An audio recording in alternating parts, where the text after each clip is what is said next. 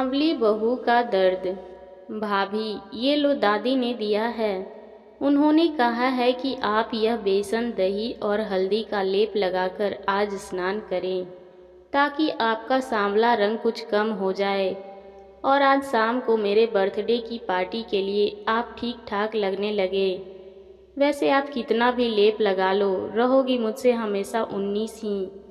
अपनी सुंदरता की मद में रूपाली ने लेप का कटोरा सांझ की तरफ बढ़ा दिया। सांझ अपने नाम की तरह सांवली लेकिन सीरत से उजली। छोटा हो या बड़ा, सभी के साथ वो मृदु व्यवहार करती। उसके बड़े बड़े नयनों में कुणाल कब खो गया उसे भी पता नहीं चला।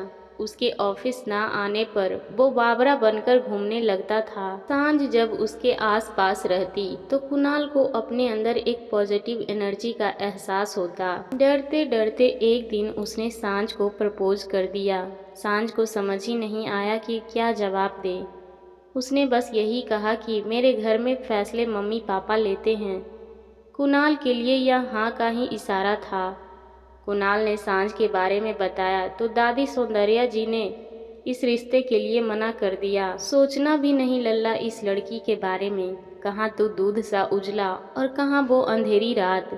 मैं तो तुम्हारे लिए मिल्की वाइट ही लाऊंगी, अपनी रूपाली की तरह, जो उसे देखे तो देखता ही रह जाए और कोई छूने की कोशिश करे तो मैली हो जाने का डर हो। ऐसी बहू लाऊंगी तेरे लिए। दादी, मुझे जीवन साथी चाहिए, 100 पीस नहीं। मुझे ऐसी लड़की चाहिए जो लोगों की आंखों में नहीं बल्कि दिल में बस जाए, जिसके व्यवहार में अपनापन और सादगी हो। सुंदरता रंग में नहीं सीरत में हो। जो मेरे साथ समय बिताए, ना कि अपने आप को निहारने के लिए दर्पण के आगे घंटों बैठी रहे, जैसी आपकी यह रूपाली बैठी रहती है। अपनी बहन रूपाली के बाल खींचता हुआ कुणाल दादी को मनाने लगा। कुणाल के बहुत समझाने और मनाने पर कुणाल के पापा मनोज जी ने कहा, माँ, जब वो इतनी जिद कर रहा है तो एक बार लड़की वालों से मिल लेते हैं। कुणाल और उसका परिवार सांझ के परिवार से मिलने गए।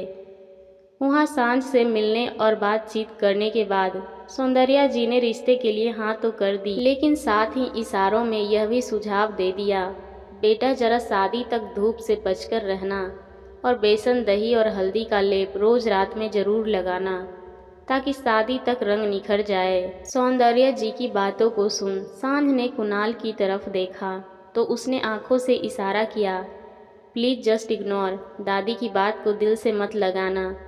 शादी तक रोज सौंदर्या जी और रूपाली सांझ को रंग साफ करने की टिप्स और वीडियो के लिंक्स भेजती कि कैसे रूपवान बना जाए। सांझ ये सब देखकर बहुत डर जाती, लेकिन इन सब के बीच कुणाल के साथ उसकी मम्मी अपनी सास के मैसेज से उसे ठंडी फुहार लगते और उसे हौसला भी देते कि ससुराल उसके लिए गेंदा फूल ही रहेगा, कांटों का बिछौना नहीं।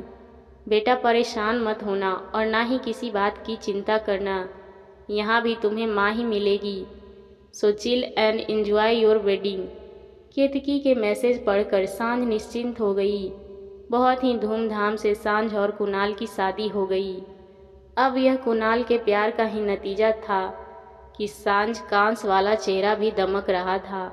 जिसने भी दोनों को साथ देखा, दोनों की बलैया लेने लगा। धीरे धीरे सांझ ने अपने हंसमुख व्यवहार से सभी का दिल जीत लिया और थोड़ा थोड़ा सौंदर्या जी का भी। लेकिन इन सभी से रूपाली के दिल में सांझ के प्रति ईर्ष्या ने जन्म ले लिया और अब वो उसकी हर बात को रंग रूप से जोड़ देती और सभी के सामने उसका मजाक बनाने लगती।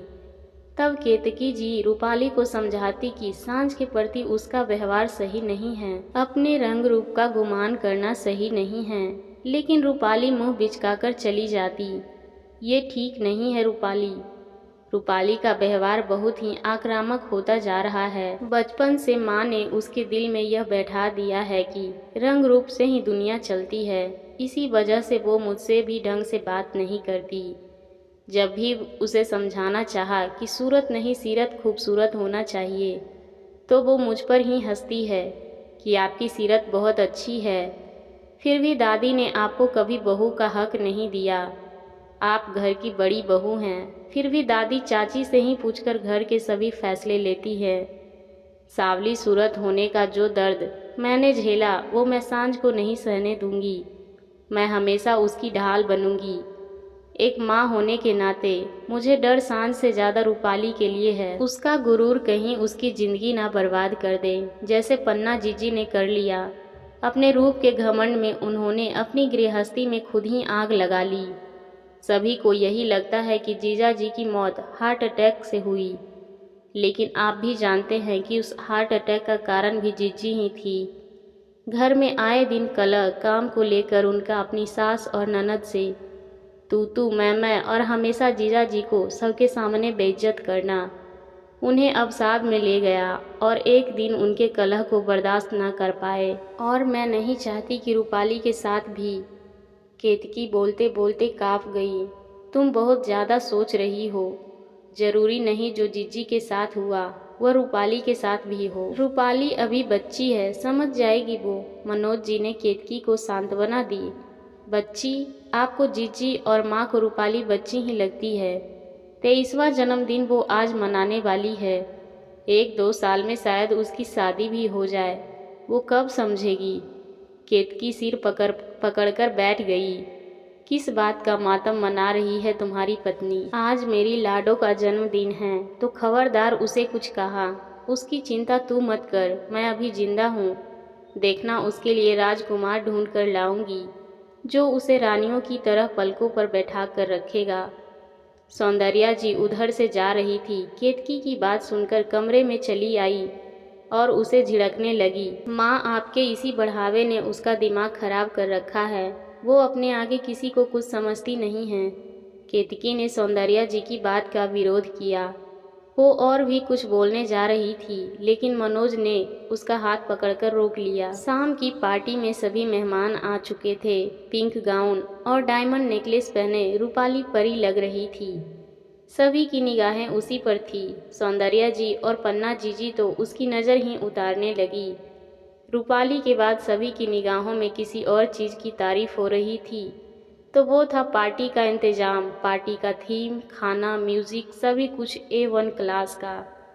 मानना पड़ेगा आंटी जी, रूपाली का आज का बर्थडे सबसे बेस्ट था। किसका यह आइडिया था? रूपाली के दोस्तों ने जब पूछा तो वो केतकी ने बहुत ही गर्व से सबको मिलवाया। आज की पार्टी का इंतज़ाम हमारी सांझ ने किया था। और फिर देखते ही देखते सांझ के पास भीड़ लग गई। सभी उसको जानने में लगे थे। तभी म्यूजिक के साथ कुणाल सांझ के साथ डांस करने लगा। उसके डांस मूव देखकर सभी उसके फैन हो गए। वाह रूपाली, तुम्हारी भाभी तो बहुत अमेजिंग है। She is so talented. तुम हमेशा उनके रंग का मजाक उड़ाती हो, लेकिन वो बहुत टैलेंटेड है, बहुत अच्छी है। और सच कहूँ तो she is much better than you and your opinion. दोस्तों की ये सब बातें रूपाली बर्दाश्त न कर पाई। अपनी जगह सांझ को सेंटर ऑफ अट्रैक्शन बनते देख रूपाली को गुस्सा आया और उसने सबके सामने गुस्से में सांझ को एक थप्पड़ मार दिया। सांझ की यह हरकत अप्रत्याशित था। किसी की समझ में कुछ नहीं आया। वो सांझ पर चिल्लाने लगी, ना रंग है और ना रूप, फिर घमंड किस बात का?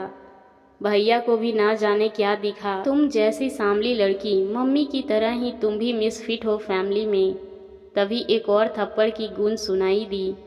इस बार यह थप्पड़ केतकी ने रूपाली के गाल पर दिया था। केतकी के इस हरकत पर सौंदर्या जी और पन्ना जीजी कुछ बोलने के लिए मुंह खोलने ही वाली थी कि केतकी की रौबदार आवाज़ से वो अपनी ही जगह पर ठिठक गई।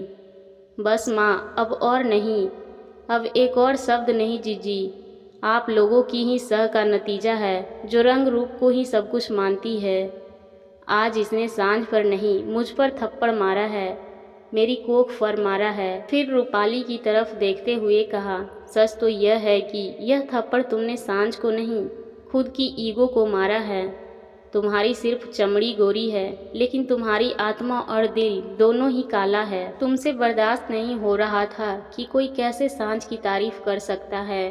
तुम अपने आगे सबको तुच्छ समझती हो। जानती हो सांझ का रंग सांवला होते हुए भी क्यों मुझे कुणाल और तेरे दोस्तों को अच्छी लगती है?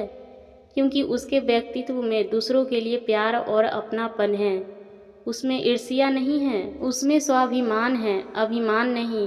बदल लो खुद को, अभी भी समय है, वरना अपनी पन्ना बुआ की तरह अकेले रह जाओगी। लोग तुम्हारे आस पास होंगे, लेकिन तुम अंदर से एकदम अकेली और खोखली हो जाओगी।